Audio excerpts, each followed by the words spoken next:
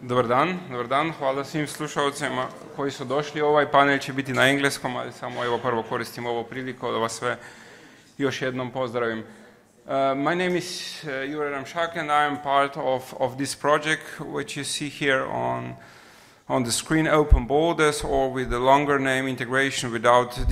This is the title now of our panel, but the project title is Cold War Beyond Borders and Transnational History of Cross-Border Practices in the Alps-Adriatic area.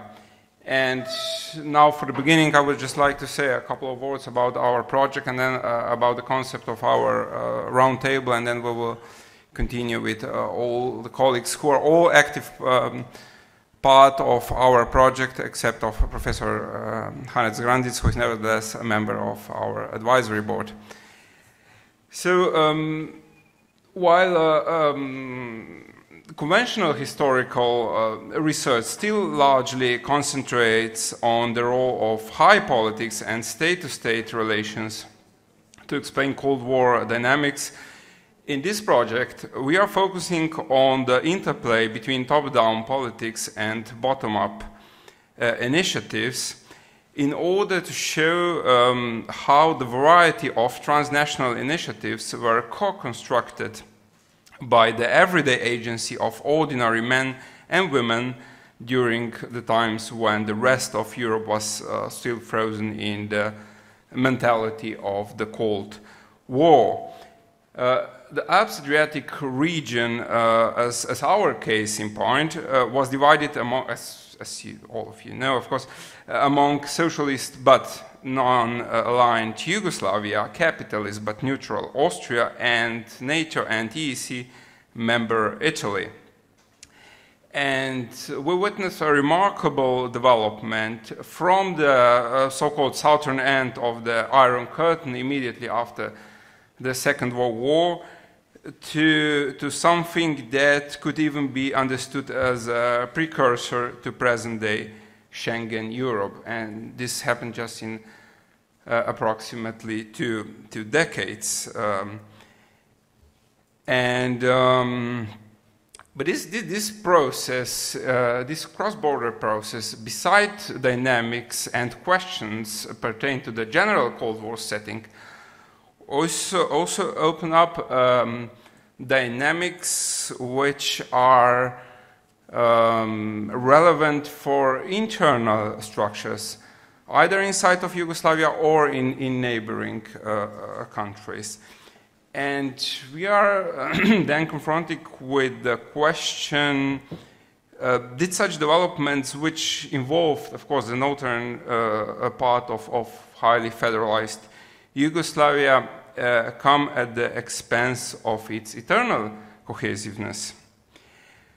Analyzing the intense cooperation between the Italian autonomous region Friuli-Venezia Giulia, the Austrian region of Carinthia, and the Yugoslav republics of Slovenia and Croatia, which culminated in the establishment of the Alps-Adriatic Working Community, PI of this project, Borut Klabian, argued in one of his articles more than 10 years ago that although the Slovene political engagement in foreign affairs in the 1970s and 1980s could be considered as a precursor of an autonomous Slovene policy, therefore as an element of Yugoslav disintegration, those activities were not considered as a kind of national diplomacy, in contrast with the Yugoslav position.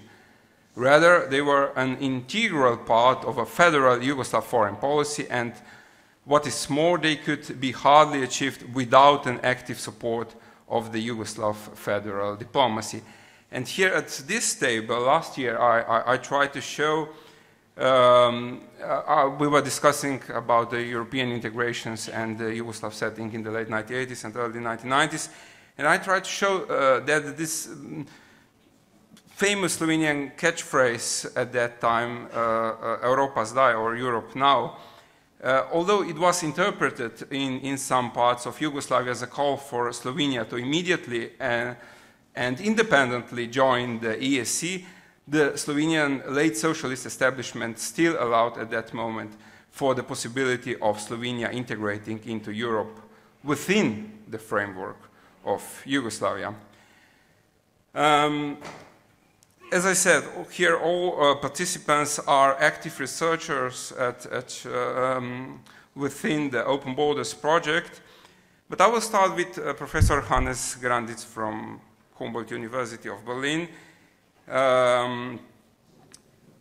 who is, well, needless to speak about that at the History Fest, always stimulate us with his impressive mixture of theoretical and empirical scholarly insights. But in this case, he also has a very personal perspective on that topic, but we'll talk about that later in the second round. So for the beginning, I would like to link the topic of our panel to his previous research on the Phantomgrenzen and ask Hannes about the post-imperial borders on the northern edges of southeastern Europe and their relation to the new state formations in the 20th century. So the question would be, was the logic of cross-border cooperation necessarily in contradiction with the logic of the central authorities in this part of Europe?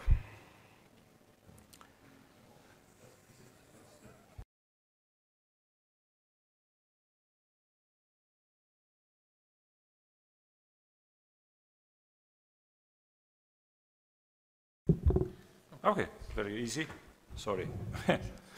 Yes, thank you very much for inviting me into this panel. I'm very curious about the ongoing research and the results that you're going to have. And I think this panel is one of those panels which is most to the topic of this History Fest of disintegration and integration, because we can see a lot of disintegration.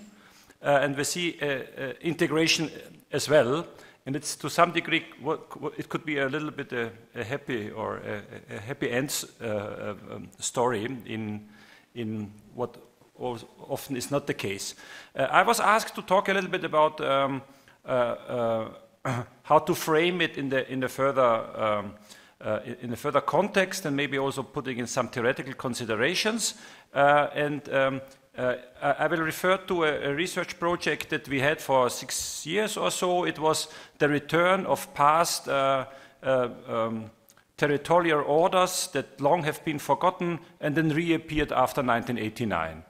In this project, we dealt with the reappearance of a divide within the Ukraine, which is tragically taking place, with different election results in Poland, with so-called re-exploration of cultural differences within Romania, or the differences between the Habsburg and the Ottoman legacy in Yugoslavia, and so on. Everything, particularly let's stick to the Yugoslav case, no one for many years did really talk about too much about this, but then it returned. And the question is, how to explain it.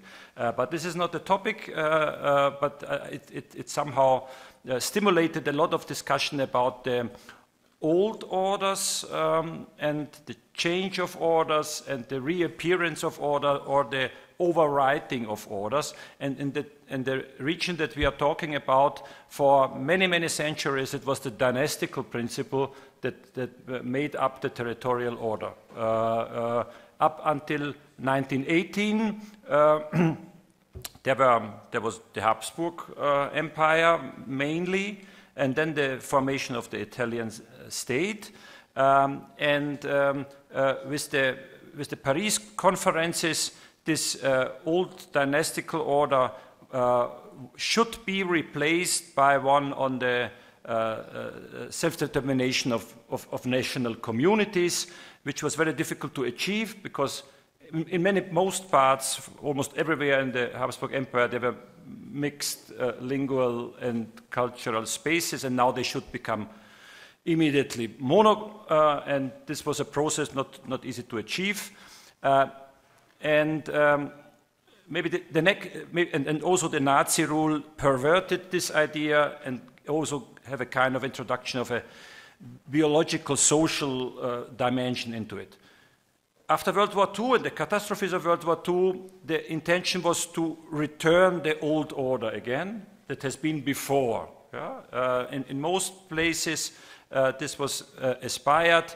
Again, that occupational regimes, Paolo Fonsi had talking about a lot of these issues, but no, the idea was returning this old order.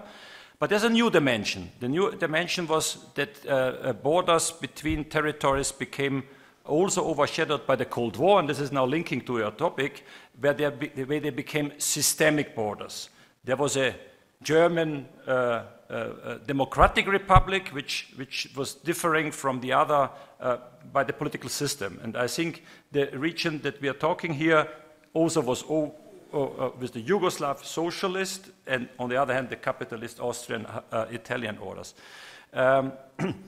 Maybe two further issues is because the region that we talk here is one of the most violent regions in Europe that I know, because it was the front lines of World War I, where many 100,000 people fell on this border zone between nowadays Slovenia, Austria, and Italy in the various offensives. And it was also highly disputed after World War II, when the attempts were to somehow disentangle Italian and Slavic populations with mass expulsions as well. And I think I could talk and go on for this. Maybe I can return later on, but I think the topic of the inputs that the other colleagues will give is, despite all of this, what was taking place exactly across this order, and how much of this political history that I was somehow making up the space for really matters for that what was happening in the regional relations and economic and social togetherness. Thank you, Hannes, for this framing. And well, now my colleagues will talk about each of the countries involved.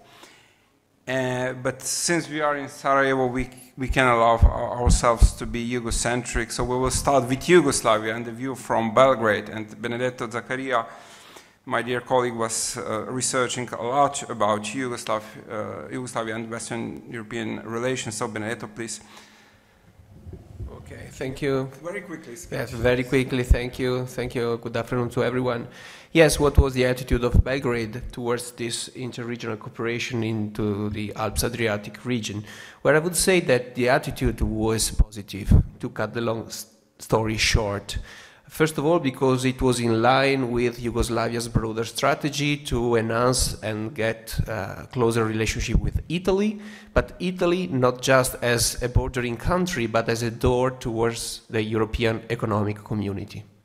So this integration, regional integration that developed in the 1970s, late 70s, with the establishment of the working community, of the Alps-Adriatic working community, was actually part of a strategy that had already started backwards in the early 60s initially, but in particular during the liberal phase of the Yugoslav internal organization from 65 onwards, when increasing freedom of maneuver for the republics, especially Slovenia and Croatia, had allowed for closer regional cooperation dynamics. Between Slovenia, Croatia on one hand, and also Carinthia, but also Friuli, Venezia Giulia, and also Veneto region. The end of the liberal period did not mean a change of the attitude of the federal authorities in Belgrade, because actually the conclusion, for example, of the Osimo Treaty with Italy in 1975, then the launching of the Alps-Adriatic Working Community, were all still parts of this attempt by the federal government in Belgrade to continue this line of cooperation with Italy, but more importantly, perhaps, with the European economic community. And this strategy would last throughout the 1980s. And I would like to say that this disintegration dynamic only appears very late. I would say in 1990, 1991. Stop. This is for the second round. Thank you. Thank you very much, Benedetto. Now moving to Austria, and I would like to introduce Dr. Karlo Ružičić-Kessler, who was also researching and writing a lot about this triangle between Yugoslavia, Italy, and Austria. But this time I would ask you to speak only about Austrian perspective or Vienna perspective. Jure. All right, now you should hear me. Good afternoon, everybody. Listening to Hannes Grandits and Benedetto Zaccaria, I was actually thinking we could even expand our panel to the return of the past and overcoming the past in some ways during the Cold War. At least for the Austrian example, that makes, in my opinion, a lot of sense. And please do forgive me that I will paint this picture in very, very broad brushes in a couple of minutes. Now, from a central federal perspective, we'll talk about the regions later now. But let's start with the situation in 1945, or the first years after the Second World War, and what that meant for Austria.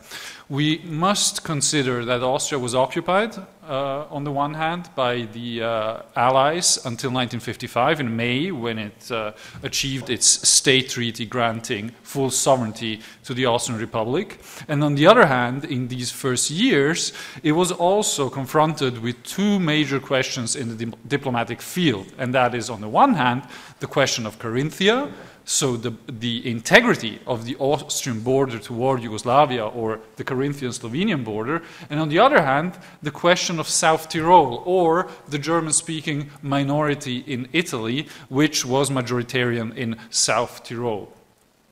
This all matters because it comes back to the Alps-Adriatic region as a whole. So from a national perspective, we have a situation of conflict during a rather long period after 1945, which had to be overcome in later stages. And these later stages were, in my opinion, and in the opinion of many scholars, especially the 1960s, where, from a national perspective again, we have a very fruitful, engaging visiting diplomacy between Italian, Austrian, and Yugoslav dignitaries. So I'm speaking about the Federal Chancellor of Austria, the President of Austria, Tito, and also Italian presidents and prime ministers.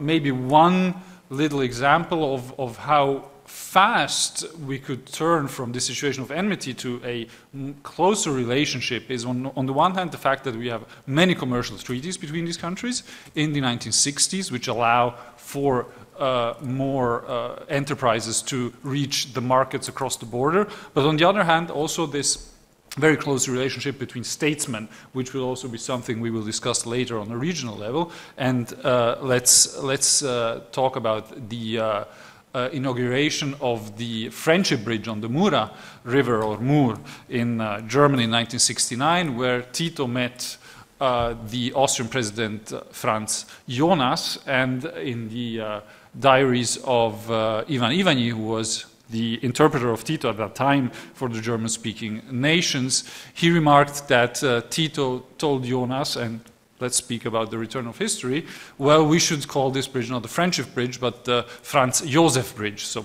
as the Habsburg Emperor.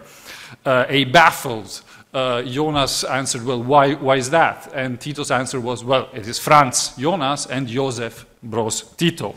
So we can see that these dynamics of the 1960s play a role in many fields. That is not just the economical field, but really also the fact that also these dignitaries try to overcome the situation. And parallel to what Benedetto just said, the 1970s and 1980s, although there were certain setbacks, were characterized by further expansion of relations from Vienna toward Belgrade and also Rome, which also eased the situation for the creation of regional entities such as the Alps-Adriatic Working Community.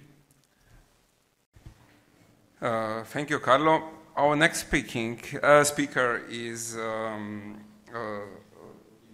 Federico. Yes, Federico Tenca Montini, who is a specialist on the Trieste issue, has recently published a book, or two translations were published. Oh, okay. I'm reading your minds. And But this time I will ask you to quickly sketch what happened next, what happened in, let's say, 2 decades after the Trieste issue was resolved, at least temporarily. Well, for now, after the Trieste issue, we are having a microphone issue. So. Okay, thank you. Thank you, Jure, for giving me a word. Iskoristio bih priliku da zahvaljujem organizaciji na prilici da smo ovdje, ali ja ću govoriti na engleskome. So, just to cut a long story short, when it comes to Italy, the post-war legacy needed a bit longer to be settled in comparison with other countries, because as we know, the settling of the conflict just started in 1954 as a consequence of the signing of the London Memorandum. Still, after this happening, the peace of transborder cooperation heated in a way soon to the point that already the next year, 1955, the Udine Agreement was signed, a special measure allowing people from the borderline, from the border region, to reach the other side of the border visa-free, thank you to a special document, the Prepustnica Lascia Passare, the special permit. The special border regime was meant as a measure to help the local economy, which was particularly impacted by a borderline traced with no regard for economic rationale, effect which, and you know this well, Jure, brought indeed to the creation of the new foundation town of Nova Gorica in order to give a cultural and economic center to the valley of the river. The Prepustnica Lascia Passare hence helped shops on the Italian side of the border to stay afloat, and as well helped customers on the Yugoslav side of the border provide themselves with goods otherwise scarce in the post-war years. Spices, salt, these were the goods traded in the very post-war years.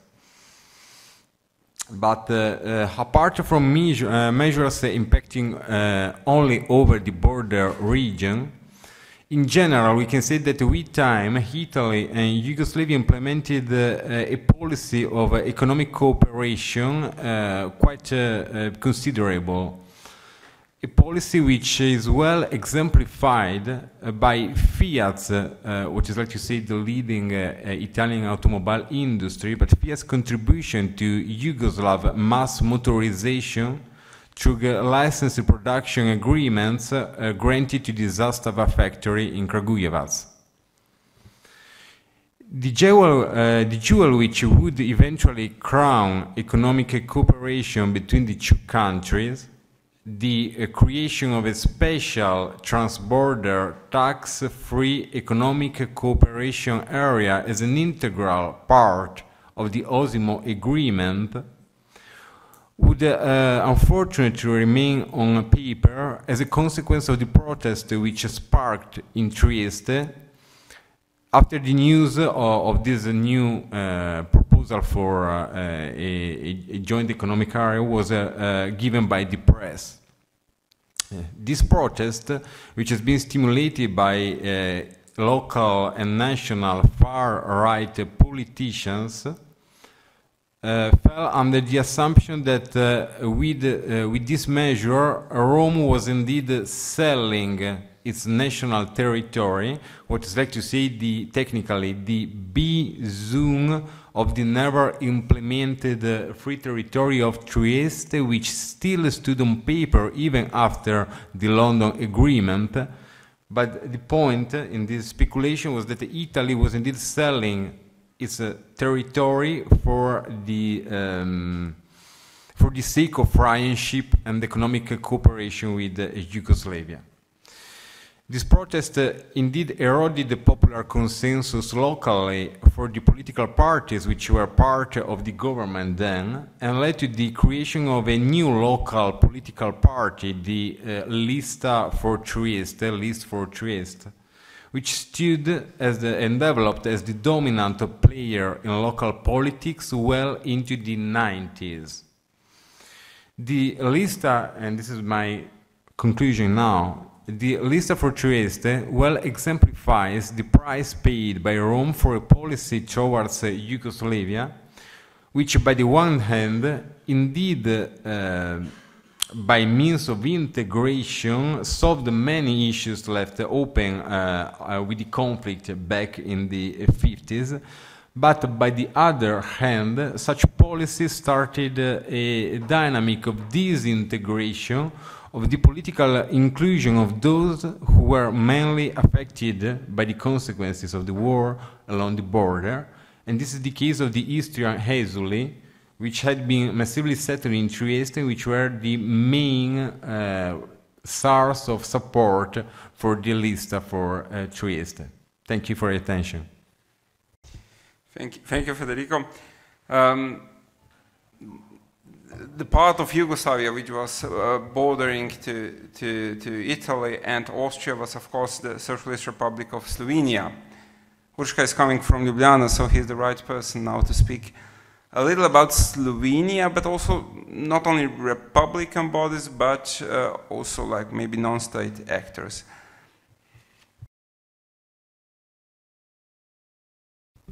Okay, I hope you hear me. I greet you all this afternoon, exciting afternoon, I have to say. I would like to emphasize that apart from my colleagues who are dealing mainly with political and economical history, I am very much affected by social and cultural history, so my intervention will be a little bit different. I will put some points of emphasis on rethinking the Cold War and interstate relationships, especially at the border area. I think these are very much crucial epistemological points according to my belief. So the project itself stems from the idea that actually the Cold War time is used to be considered through the prism of ideological conflicts between East and West. This is how we see and perceive this era not only as many historians, but also as addressed from the media and popular culture, which very much impregnates our viewing upon the past. And I'm always an advocate of the fact that we as historians, we have to reconsider ourselves as well, who we are, why are we thinking and researching topics, because we are also actors in, let's say, establishing historiographical matter. And I would say in the space of in the concept of Cold War, we often think in terms of the main organizational principles, as Emily Grenoble used to put very lovely and lucidly in her lecture, and we used to think more in national terms than in transnational terms. We used to think a lot more about conflicts than about cooperation or even concord. And I'm sure that many historical sources and also many historians who are dealing with Cold War, they see beyond this black and white understanding, but I also think that some other perspective may widen the interpretational potential. And I see the matter of really thinking in terms of widening the temporal and spatial spectrum of our research. I think this is very important because this can offer us new perspectives. We may also reconsider our cultural and linguistic concepts we are using, and that brings about new epistemological prospects. And nonetheless, I think, as a social and cultural historian, that it's very important to grasp the issue from below, to see how the tissue, social tissue, is behaving at certain points. And in that sense, I will be very brief.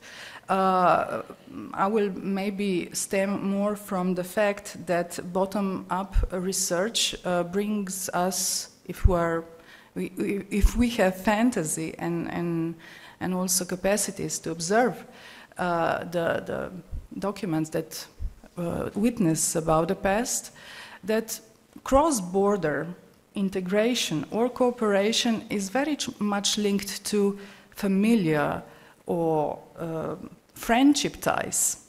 I want to emphasize that once the border is drawn, like Hannes told us before, it is often drawn according to across the territories which are integrated, and they divide people, they divide families, but these ties remain to a certain point, even though the political border is more or less thick.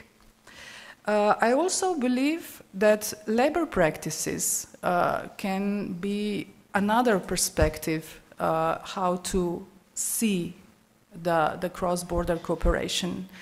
We must not forget the issues of entertainment, the issues of consumerism, the issues of tourism, nonetheless, in the case of the Cold War, let's say, division line between East and West. We have to bear in mind that there is a lot of issues of integration in the medical field in the terms of health issues.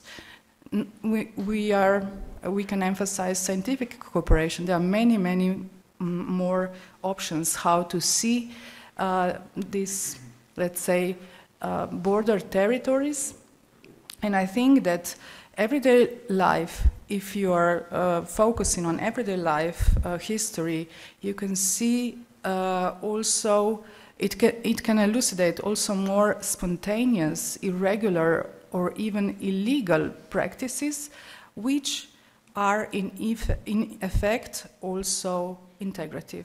So thank you so much. Thank you, Urška. This was now, the first round was the state-of-the-art chapter. That was everything we already knew before we started the project. Now in the second round, we will go to our new original research. And I will start with Federico's topics, which is television.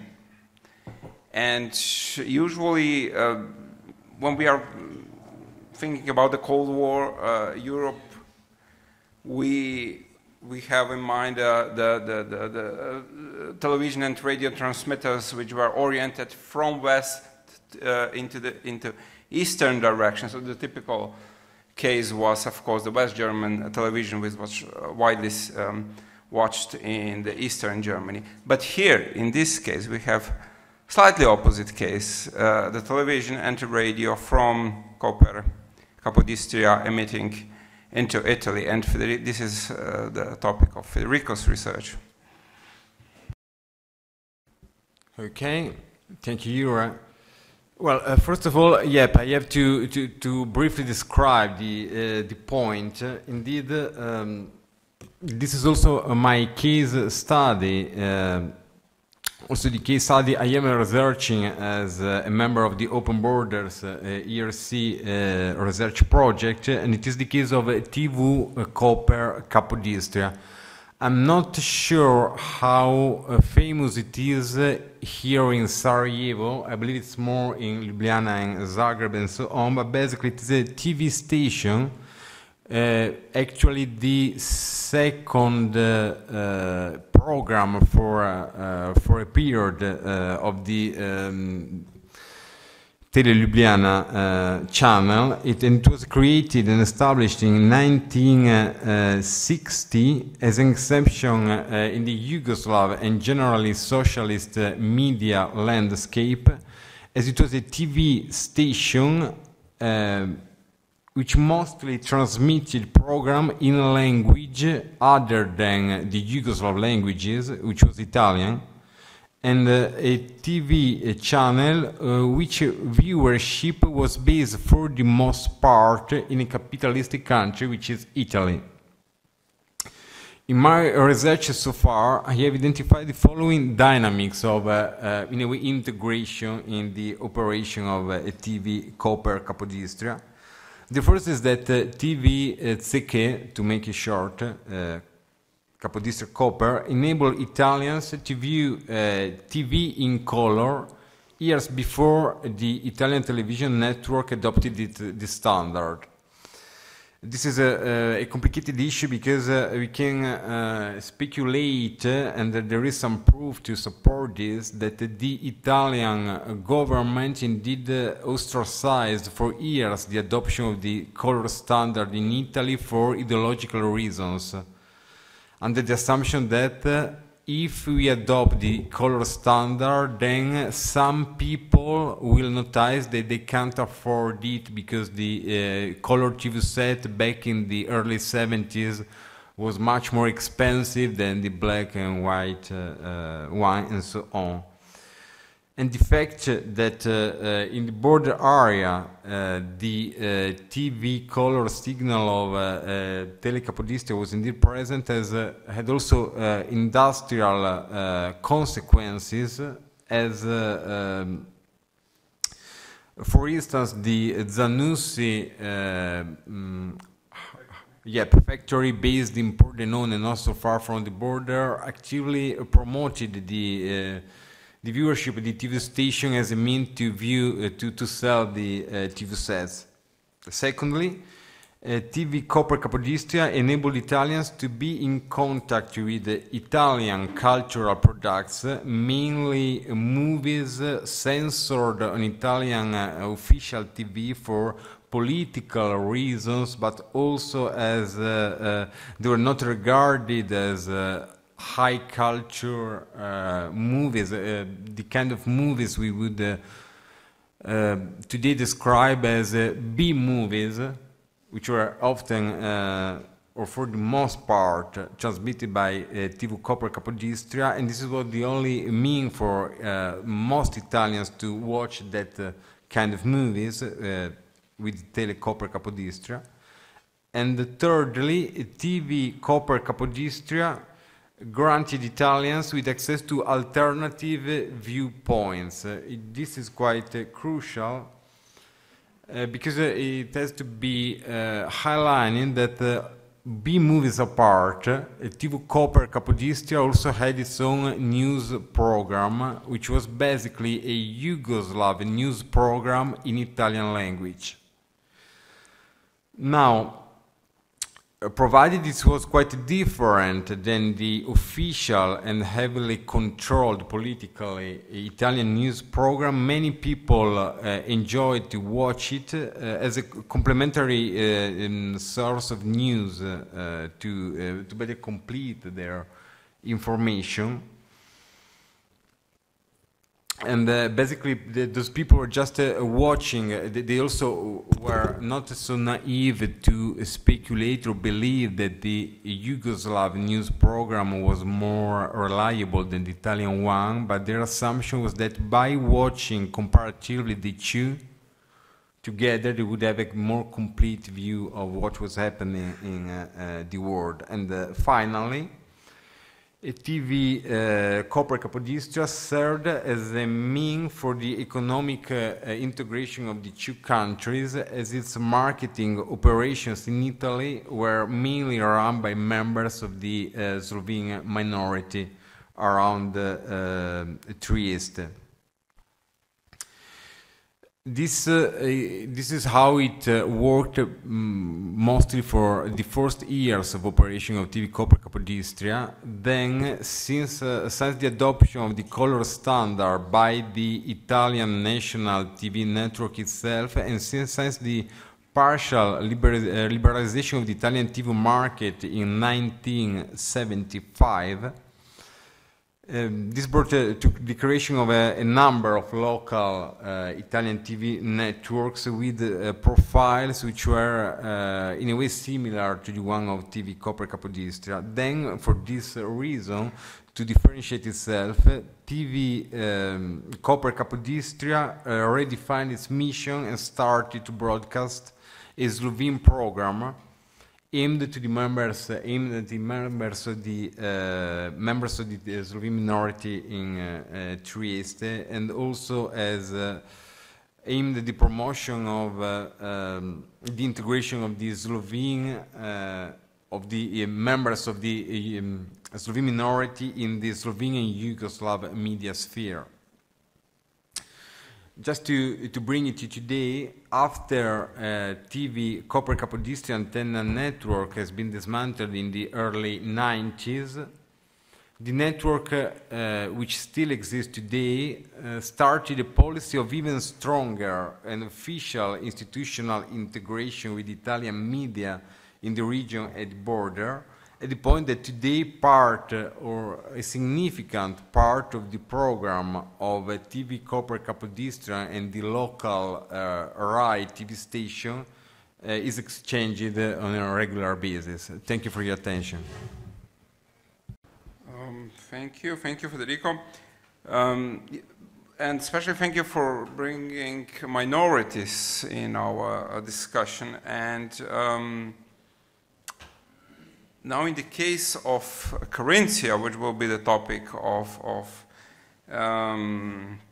Karlo's talk, here minorities are at the same time stumbling stone and integrative factor.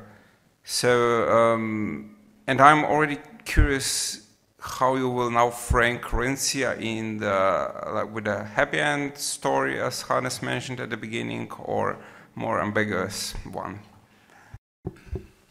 Yes, thank you. So we're coming back to political and diplomatic history here, which I still think is important to give us at least the frame of our work and how we understand what's happening in these border regions that we're analyzing.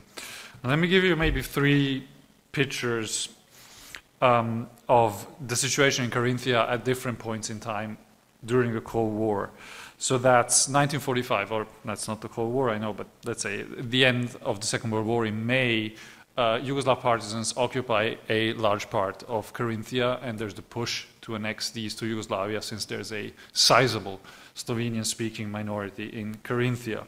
In 1978, as was already mentioned by Benedetto, the Alps-Adriatic working community is created between Carinthia, among others, Carinthia, Slovenia, Croatia, and Friuli Venezia Giulia in Italy. And finally, in 1991, during the period of the dissolution of Yugoslavia, Carinthia is one of the main sponsors for the independence of Slovenia and Croatia. So from my point of view, the question is, how do we get from the starting point in 1945 to 1991?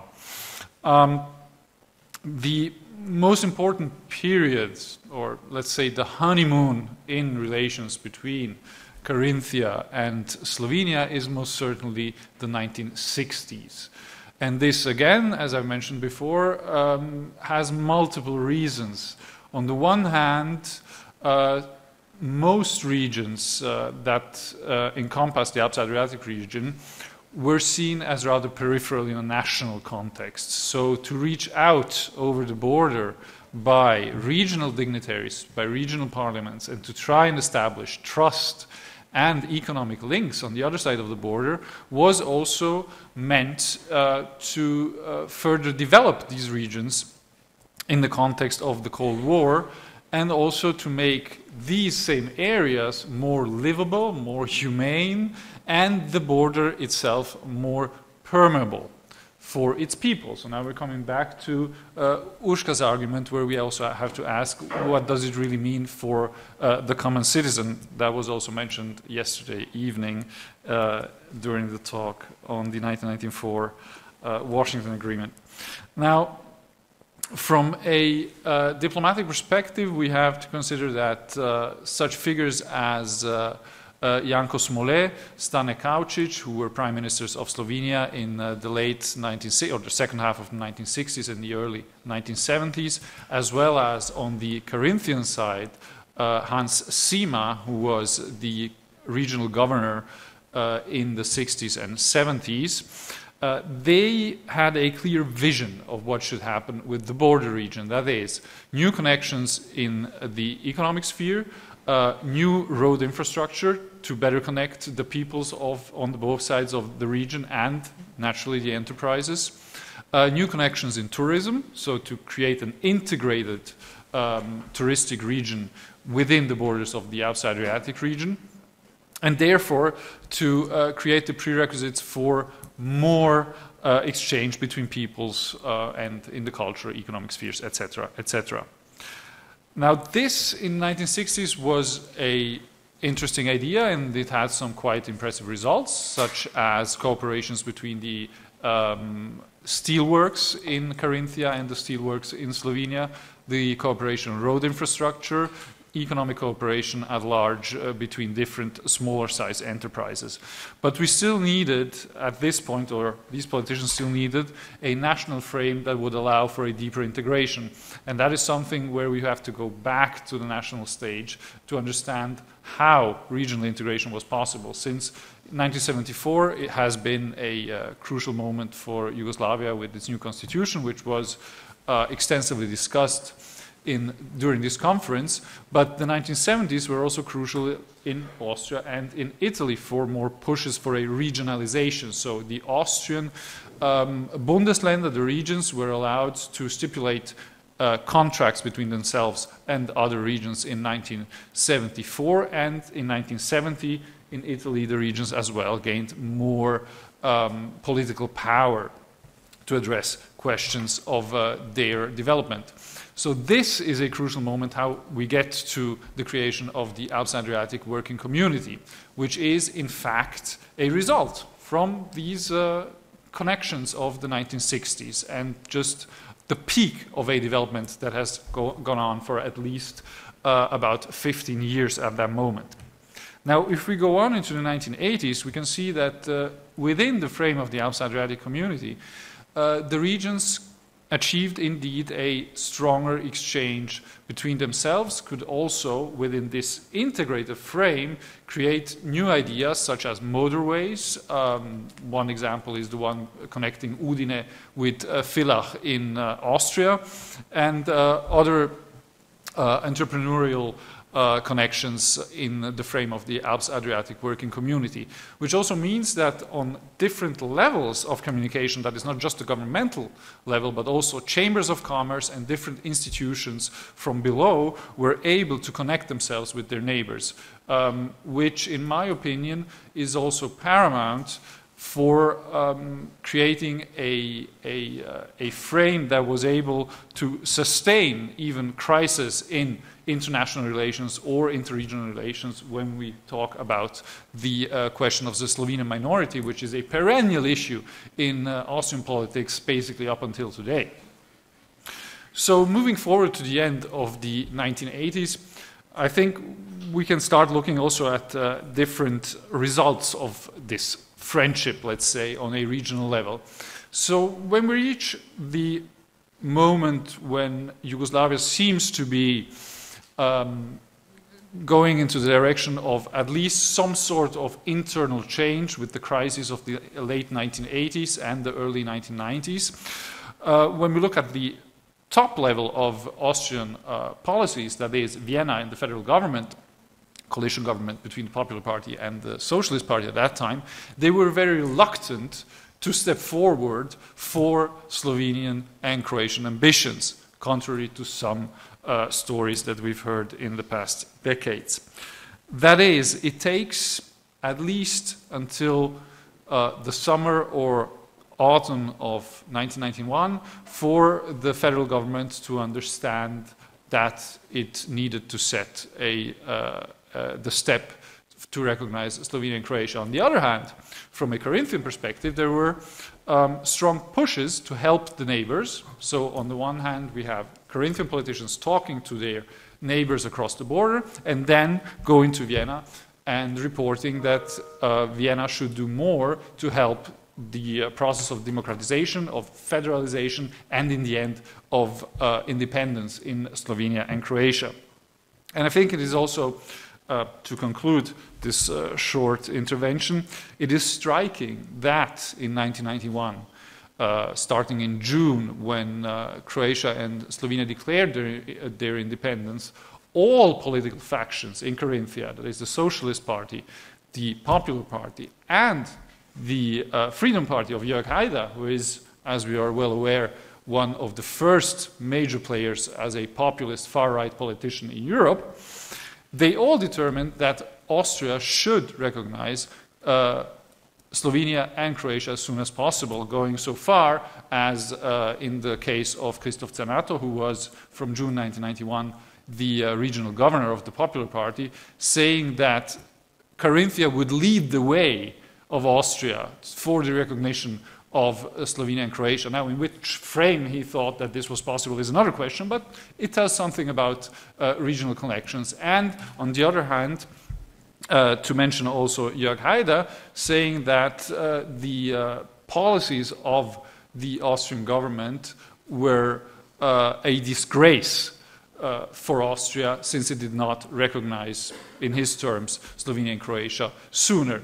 And to come back to the minority that was mentioned by Jure in the beginning, we also have to consider that at the same period, it was also Haider that used the minority question, the question of foreigners, and all these populist ideas to consolidate his position in Carinthia, so in against the Slovenian minority. So it's also interesting to see these very very strange repercussions from an internal and an external level of Corinthian policies. Yes, regarding Carinthia, this was not particularly happy, and from the viewpoint of the federal authorities in Belgrade, perhaps. But the similar happened also in the case of Veneto, where this regional leadership developed sympathies towards Slovenia claims for independence. So how this connection to establish with Veneto? Benedetto. Thank you very much, Jure. So for these following minutes, I will be focusing on the external relation of kind of an innovative actor in Italian foreign policy, that is regions, that, as Karlo was mentioning, were established in 1970. They were provided by the Italian Constitution of 1948. And you see, my case study will be focusing on the Veneto region. I'm pretty not sure whether you know what Veneto region is. Federico is highlighting it. It is the region whose capital city is Venice. You see, this is not properly a border region, because it is actually bordering Carinthia by a small portion of territory.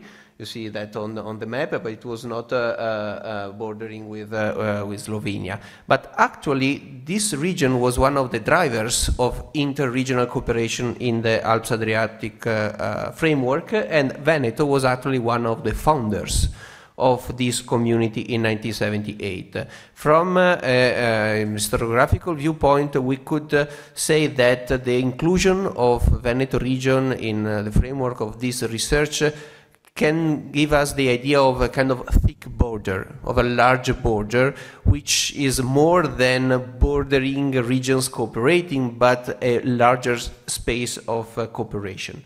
Who were the actors of this inter-regional cooperation? Where in this case, which makes perhaps the case of Veneto different from that of Carinthia, there is not an issue with minorities, for example.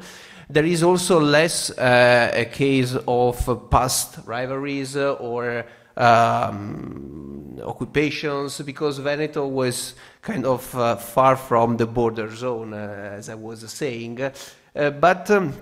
In this case, the actors were more businessmen. It was more ordinary entrepreneurs who wanted to expand their relations with especially with the market of Slovenia and to a lesser degree Croatia. They were actively involved in the establishment of this working, the Alps-Adriatic working community in 1978, and throughout the 1980s, Veneto was always on the front line of cooperation initiatives in the framework of Alpe-Adria. This is the Alps-Adriatic working community in 1988, that is 10 years after its first establishment. It is already an enlarged space of cooperation, and the 10th anniversary of this community was celebrated in Venice. The Alps-Adriatic community was established in Venice, and the 10th anniversary was celebrated, of course, in Venice. In 10 years, many initiatives had been launched and promoted in this framework, and Veneto had been, as I was saying, in the front line of these initiatives. They were concerning infrastructures, they were concerning cultural cooperation, they were concerning environment, they were concerning tourism, for example. So many different initiatives that were all combining in the framework of this working community. What was the idea of integration for this community? The idea was to create and to rediscover past experiences, past commonalities, and the idea here was not to work towards together towards European integration as seen from Brussels, so to say. It was more a rediscovery of Mitteleuropa. And indeed, one of the official journals of the Alps-Adriatic working community was titled Mitteleuropa. So it was a kind of rediscovery of the past. Veneto was very active in establishing direct diplomatic channels with the other regions or republics that were making up the Alps-Adriatic working community, and it is somehow disbalanced relations, because Veneto was a region and more from an administrative viewpoint, whereas, as we all know, Slovenia and Croatia had a more high-level status as a republican parts of a confederal state, as Yugoslavia was, especially after 1974. So this story was a story of integration, but it became a story of disintegration in the early 1990s, when Veneto was, as Carinthia was, one of the actors that in the framework of Alpe-Adria was very much pushing towards the independence of Slovenia and Croatia, by seeing this independence as a way to democratize these two republics that were gaining independence and overcoming, of course, the past Cold War division. But I would also like to say that 1991, which marks the independence of Slovenia and Croatia with the strong support of the Alps-Adriatic community, was also somehow a failure for the Italian diplomacy that at that stage had a more prudent and cautious attitude. So we can say that this regional diplomacy was gaining an increasing weight in Italy's foreign policy that was, affecting very much this regional integration in the Alps-Adriatic framework. If I have 30 seconds, very short, maybe, if we speak about integration and disintegration, my question is, maybe 1991, with the independence of Slovenia and Croatia, is the beginning of disintegration for the Alps-Adriatic working community.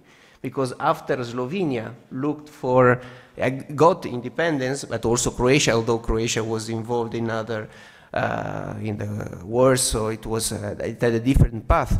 But for Slovenia, then after it was independent, maybe what the final goal was now integration with Brussels as a final destination, with regional integration being more a means rather than a goal itself. I will stop here. Thank you.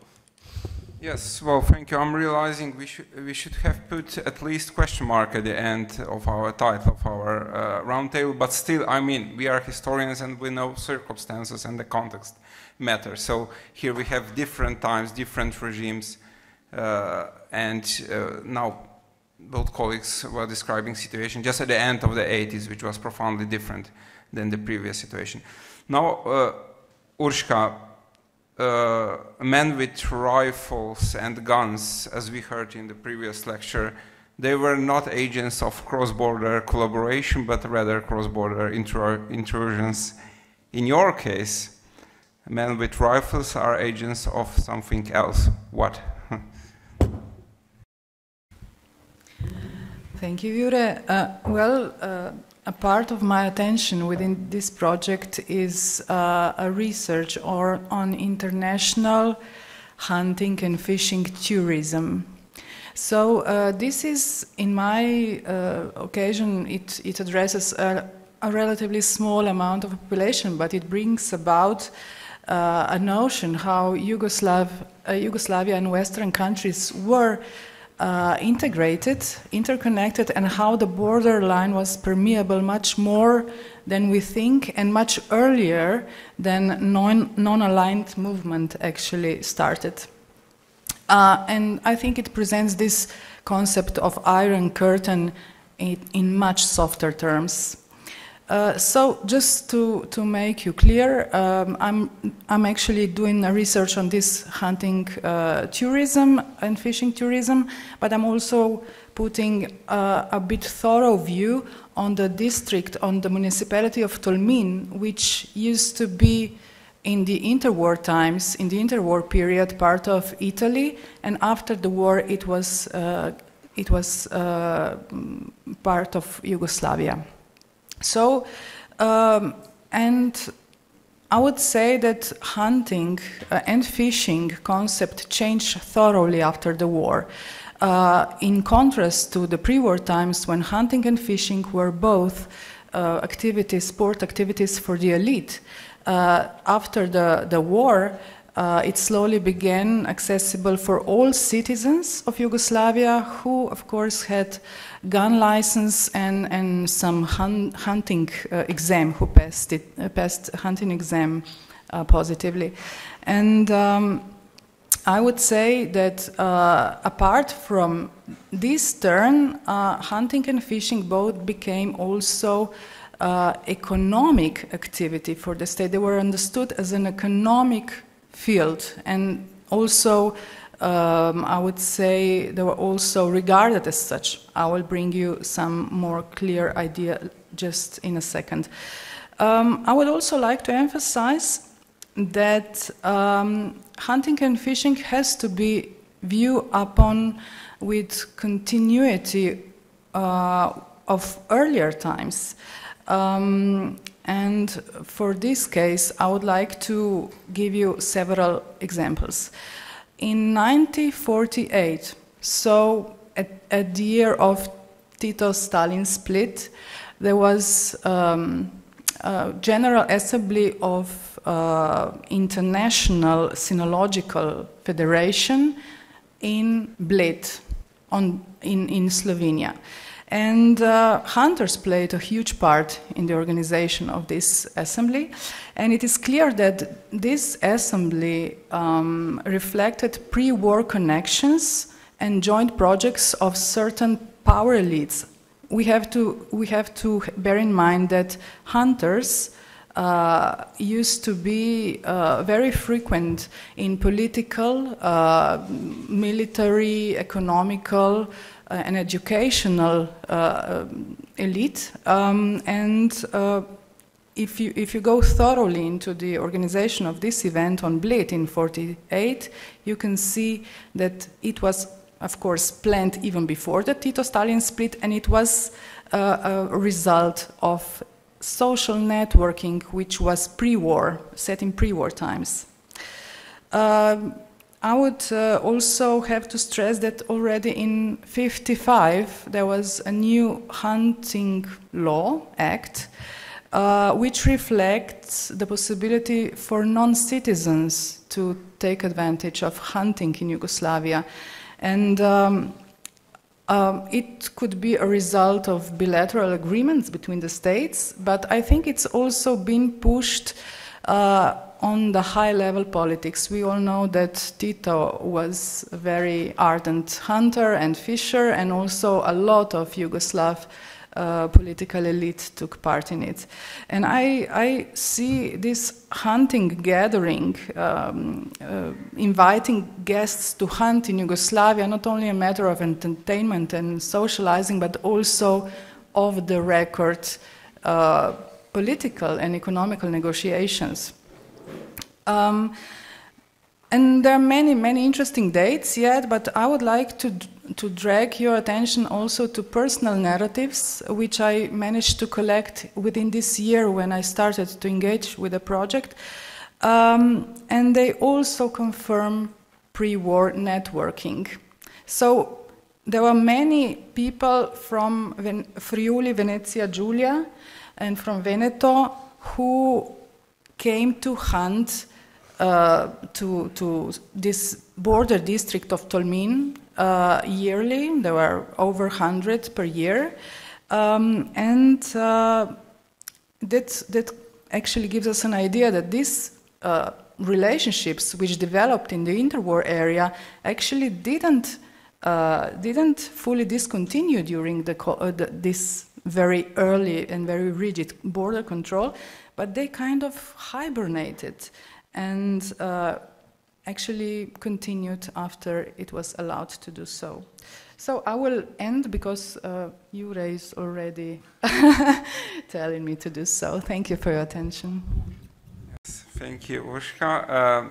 Yes, I was showing you a watch because I would really like to spend this last couple of minutes to hear the experience of living and of course crossing the borders, actually two borders in Hannes' case, the Austro-Yugoslav one and Austro-Hungarian border. So Hannes, how you as a teenager back then, and then of course later on a historian, faced how you experienced this setting in the 1980s.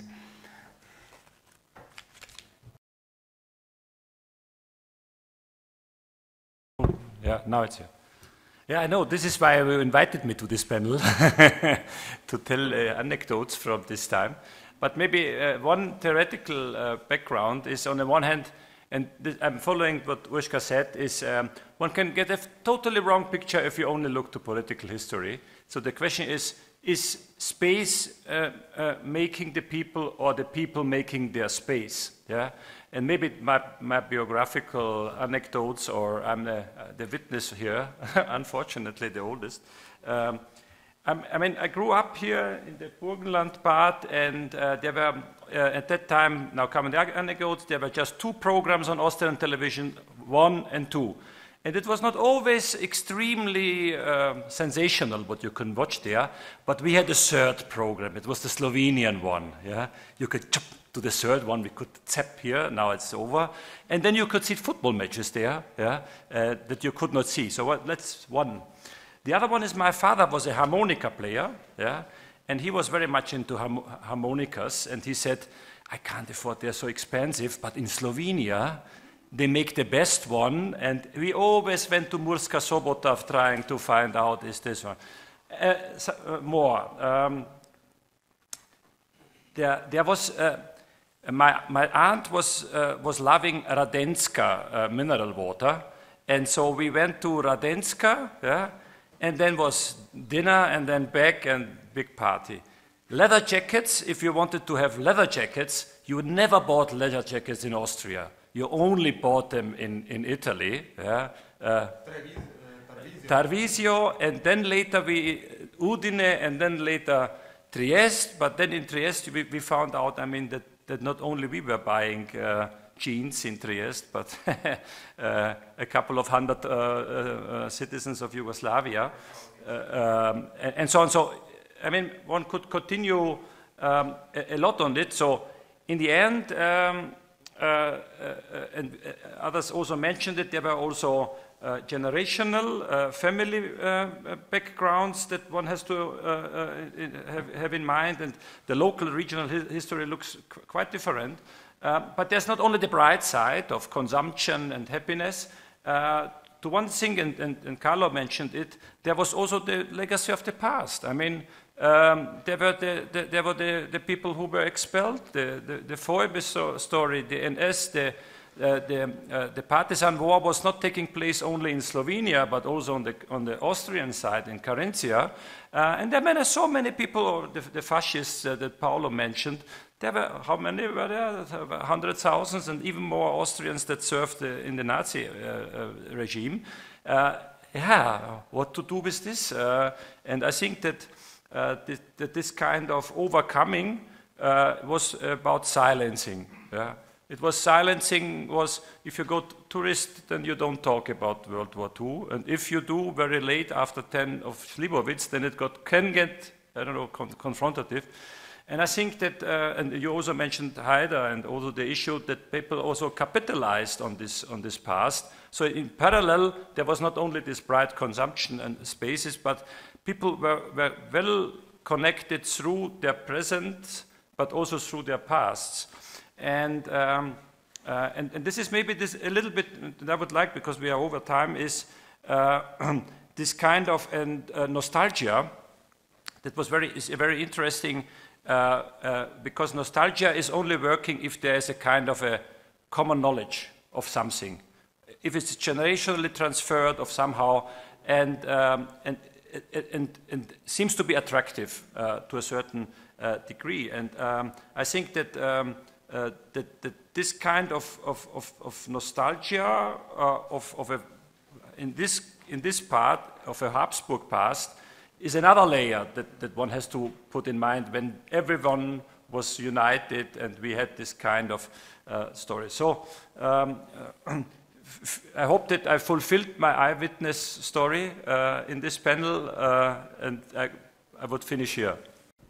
Maybe just a question. You were shaped by the history, or you shaped the history? In the same way. In the same way. I think this is a good conclusion.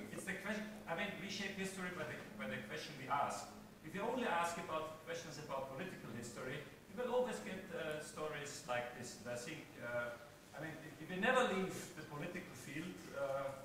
I mean, we are going in circles. And exactly this is the main contribution, I would say, of this project. And here we are only part of the project team, so other people are working even on more bottom-up cases. Thank you very much, and you are welcome to learn more about our project on our website and on these leaflets, which are available somewhere there. Thank you very much.